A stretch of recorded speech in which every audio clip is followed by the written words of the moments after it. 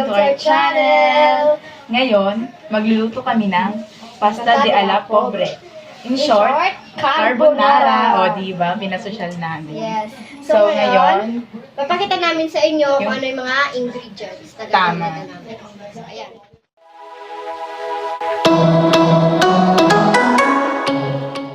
syempre, ang unang hakbang sa pagluluto ay ihahanda lahat ng sangkap na kakailanganin sa pagluluto ng carbonara. Una ay yung pasta. Pangalawa ay yung paggawa ng sauce, yung mga sangkap, tuna, onion, garlic, mantika, paminta, at laurel. At joke, may Nestle cream pa pala. Mamaya, tunghayan nyo kung paano gumawa ng sauce. Siyempre, ang una namin lulutuin ay yung pasta, bago yung mga sangkap ng sauce. Kasi yung sa sauce ay mabilis lang yan gawin, isusutay lang naman sila. Pero hindi ko muna ito ilalagay, siyempre may hakbang muna. Ito yon. Magpapakulo muna ng tubig na may asin. Hintayin ito ay kumulo. At kapag kumulo na, lagyan ito ng lana. Bakit lalagyan ng lana? Kasi para hindi sila dumikit. Hindi dumikit yung pasta kapag ito ay inihain na. Mamaya, tingnan natin. Kapag ito ay kumulo na, ilagay na agad ang spaghetti.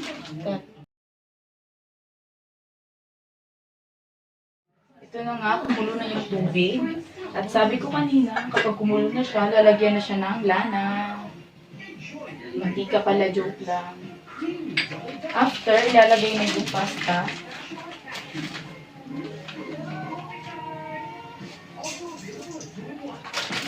Ilalagay natin siya.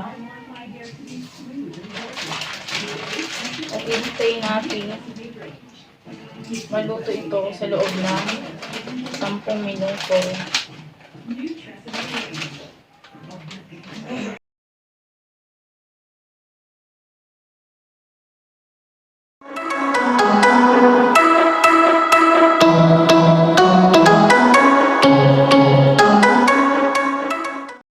Ako naman ang susunod na gagawa ng sauce na ating carbonara. So, una, hayaan natin uminit ang kawali at pagkatapos ilagay ang ating mantika. Hayaan lang natin muna itong uminit at pagkatapos maya-maya ilagay natin ang sibuyas at bawang. Ayan. Medyo mainit na din naman siya.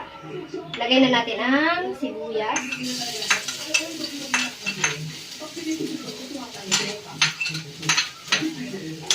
And bawang.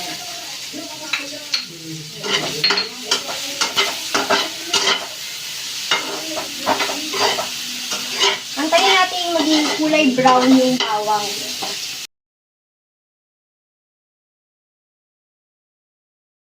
Brown na yung bawang. Pero hayaan muna natin silang maging mas juicy pa. Bago natin ilagay ang tuna at saka yung cream.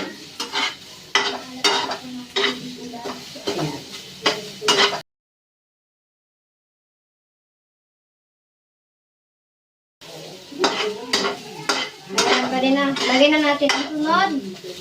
Cream. Ilagay na natin.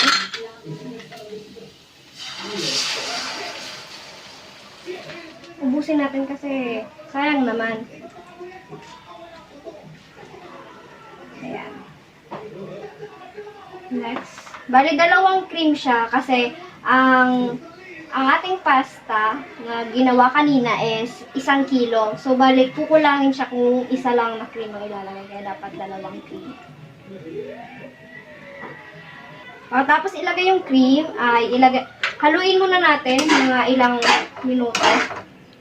Pagkatapos natin itong haluin, maya-maya ay lagyan na natin ng tuna. Pero mamaya-maya haluin lang muna natin yung amoy ng ilagay natin sibuyas at bawang.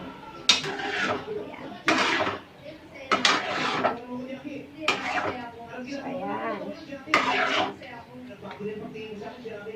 Lagyan natin ng next paminta. Konti lang. Durog siya. Mga durog na paminta. Para medyo maanghang-anghang naman yung ating sauce.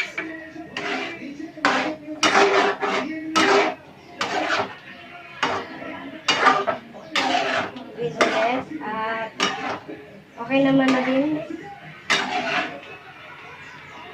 Ilagay na natin ang ating last, ang ating tuna. Medyo nilagyan ko din siya kanina ng juiciness. So, ayan. Ilagay na natin ang ating, medyo palakasan natin ng konti. Kasi dapat kumulbo siya. So, ayan. Ilagay na natin ang tuna. So, lagyan na natin ng laurel at saka ng isa pa ulit na paminta. Ayan. Ayan, nakikita nyo kumukulo na siya. Lagyan ulit natin kasi baka dumikit siya sa saan pala. Ayan.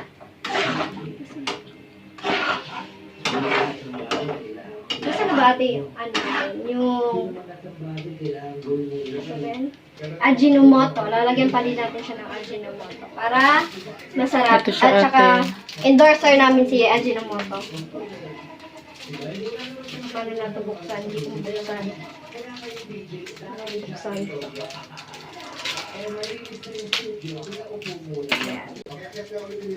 Ayan. Haluin ulit natin para hindi lang sa ibabaw nakalagay yung Ajinomoto.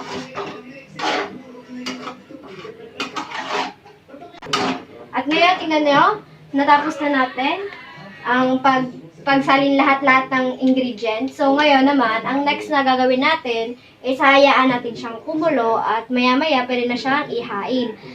Magkakaroon kami ng servings para makita nyo kung paano yung pag-plating namin. So, enjoy!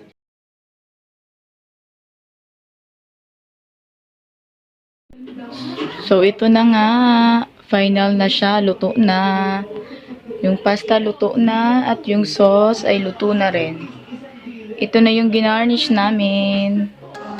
Diba? Ang ganda.